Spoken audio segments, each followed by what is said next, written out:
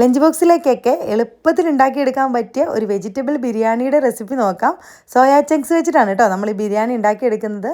ഭയങ്കര സിമ്പിളാണ് ഉണ്ടാക്കാനായിട്ട്, പക്ഷേ നല്ല ടേസ്റ്റാണ്. കുട്ടികൾക്കൊക്കെ ഇഷ്ടമാവും. ഒന്ന് ട്രൈ ചെയ്ത് നോക്കേ. ആദ്യം നമുക്ക് സോയാ ചങ്ക്സ് എടുത്തൊന്ന് കഴുകിയെടുക്കാം. ഞാൻ ചെറിയ ടൈപ്പ് സോയാ ചങ്ക്സ് ആണ് എടുത്തിട്ടുള്ളത്.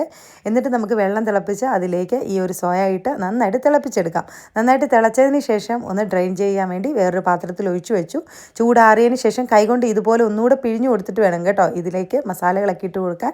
കുറച്ച് മുളക് പൊടി, കുരുമുളക് പൊടി, മഞ്ഞൾപ്പൊടി, ഗരം മസാല, ആവശ്യത്തിന് ഉപ്പ്, ഇത്രയും ഇട്ടിട്ട് നന്നായിട്ടൊന്ന് മാരിനേറ്റ് ചെയ്ത് വയ്ക്കാം. ഇനി വെളിച്ചെണ്ണ തിളപ്പിച്ച് അതിലേക്ക് ഈ സോയാ ചങ്ക്സ് ഇട്ട് തീ കൂട്ടി വെച്ച് ഫ്രൈ ചെയ്തെടുക്കണം. തീ കുറച്ച് വെച്ചാൽ എണ്ണ കുടിക്കും, അതുകൊണ്ടാണ് നന്നായിട്ട് ഫ്രൈ ചെയ്ത് മാറ്റി വയ്ക്കാം. ഇനിയിപ്പോൾ നമുക്ക് അരി ഒരു പാത്രത്തിൽ അളന്നെടുക്കാം. 1 കപ്പ് അരി കൈമാ റൈസാണ് എടുത്തിട്ടുള്ളത്. നന്നായിട്ട് കഴുകിയിട്ട് സോക്ക് ചെയ്യാനായിട്ട് വെച്ചിട്ടുണ്ട്. ഇനി പാൻ വെച്ച് വെളിച്ചെണ്ണ ഒഴിച്ച് കൊടുത്തു. ഒരു വലിയ സവാള ഇട്ട് കൊടുത്തു. കുറച്ച് ഇഞ്ചി വെളുത്തുള്ളി പേസ്റ്റ് ഇട്ട് കൊടുത്തു. കറിവേപ്പിലയും പച്ചമുളകും ആവശ്യത്തിന് ഉപ്പൊക്കെ ഇട്ട് കൊടുത്ത് വഴറ്റിയെടുക്കാം. മസാല ഇവിടെ വാടി കിട്ടുന്ന സമയം കൊണ്ട് നമുക്ക് റൈസ് റെഡിയാക്കി എടുക്കാം. അതിനൊരു പാൻ വെച്ച് കുറച്ച് ഓയിൽ ഒഴിച്ച് കൊടുത്തു. കുറച്ച് നെയ്യ് ഒഴിച്ച് കൊടുത്തു. സ്പൈസസുകളെല്ലാം ഇട്ട് കൊടുത്തു. കുറച്ച് സവാള അരിഞ്ഞിട്ട് കൊടുത്തേ. ഇഞ്ചി വെളുത്തുള്ളി പേസ്റ്റ് വളരെ കുറച്ച് മതി. കുറച്ച് കറിവേപ്പില ഇട്ട് കൊടുത്തു. ഒന്ന് വാടി വന്നപ്പം അരിയുടെ വെള്ളം കളഞ്ഞിട്ടിട്ട് കൊടുത്തു. എന്നിട്ട് ഒന്ന് വറുത്തെടുക്കാം. ഇങ്ങനെ വറുത്തെടുക്കുമ്പം ആ നെയ്യുടെയൊക്കെ ടേസ്റ്റ് കിട്ടും കേട്ടോ. പിന്നെ ഒട്ടും തന്നെ ഒട്ടിപ്പിടിക്കത്തുമില്ല. എന്നിട്ട് വെള്ളം ഒഴിച്ച് കൊടുക്കാം. 1 കപ്പ് അരിക്ക് 2 കപ്പ് വെള്ളം ഒഴിച്ച് കൊടുത്തേ. കുറച്ച് അരി ഉള്ളതുകൊണ്ട് 2 കപ്പ് വെള്ളം ഒഴിച്ച് കൊടുത്തു. അല്ലെങ്കിൽ 1.25 കപ്പ് വെള്ളമൊക്കെ മതിയാവും. ആവശ്യത്തിന് ഉപ്പിട്ട് കൊടുത്ത് അടച്ച് വെച്ച് ലോ ഫ്ലെയിമിലിട്ട് വേവിച്ചെടുക്കാം.